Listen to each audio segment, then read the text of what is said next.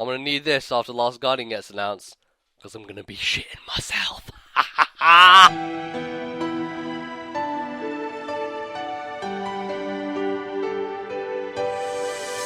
Hello everyone, welcome back to the E3 vlog. Today is Sony, it is the E3 predictions. We are really fucking close to E3. My brain is about to explode, and things are going to happen. So let's talk about Sony predictions. So first up on the docket is last up in Sony's mind, the PlayStation Vita. Now, we have heard comments recently about the PlayStation Vita being a legacy platform from Andrew House, and I am sure that that is kind of a phrase that has been used for the past 3 years of the Vita, because it's pretty much been a legacy platform anyway, but I don't think they're going to focus a lot on the Vita. It hasn't done well for them, and it still isn't doing well for them, and maybe they'll come out on stage and be like, here are all these indie games that came out on PC 2 years ago, and now they're on your Vita, but really, there isn't going to be a big AAA focus. I think that the days of us wishing for an infamous game on Vita are long gone.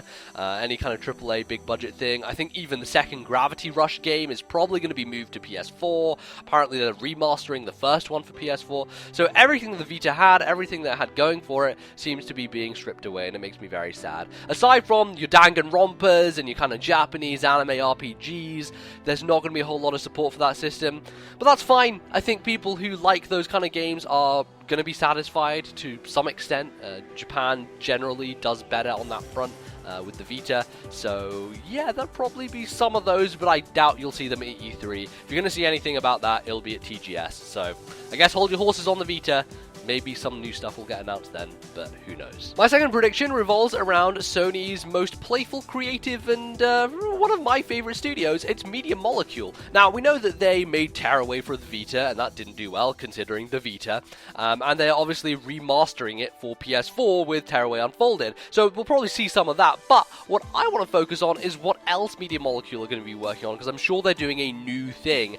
And that new thing is going to use the Morpheus. Now, here's the thing, Media Molecule, so creative, so talented, so fascinating, they always think outside the box.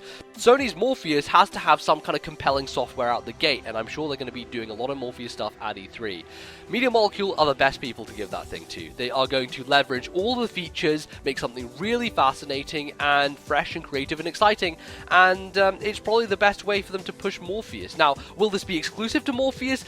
That's a bit of another issue, because otherwise they probably won't sell that many, considering, what the price of Morpheus may end up being, if it, sells well, if it actually is a successful piece of hardware, because as we know, peripherals can kind of fall off a deep end if they aren't like a good price or packed in or anything like that. So we'll see something about that. There'll definitely be Morpheus stuff, and I almost guarantee Media Molecule are going to be the company behind that stuff. So yeah, I'm excited for it. I'm excited to see what they do. And finally, guys, look, we've already talked about it, but it's happening this year.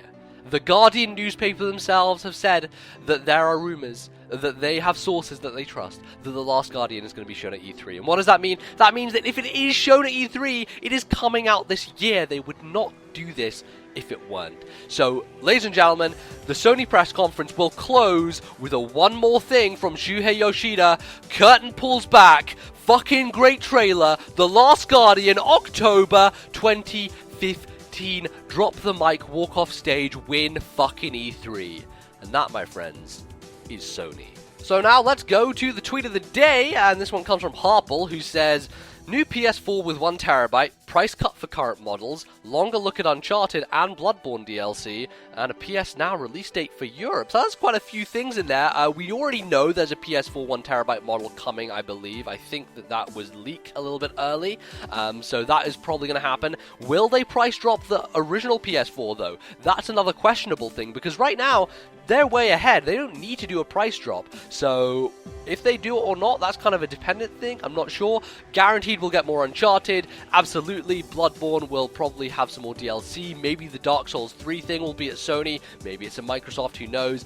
And PlayStation Now for Europe, I don't think that's an E3 thing, because E3 is a North American focused event, and as such they never really talk about other regions. So any kind of European announcement for PS Now will be, say, for Gamescom, if anything.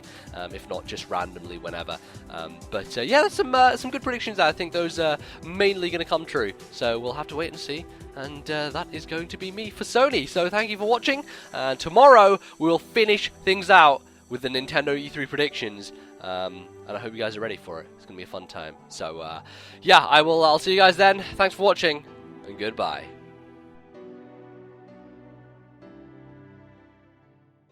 Alright friends, welcome back to another E3 vlog. We are very close to E3, it's very exciting, and today we're going to be talking about Sony, the big SES. The big SES? That's an asset, I don't know what's a SES? Who's a SES? Adam Sessler? Yes, yes, yes.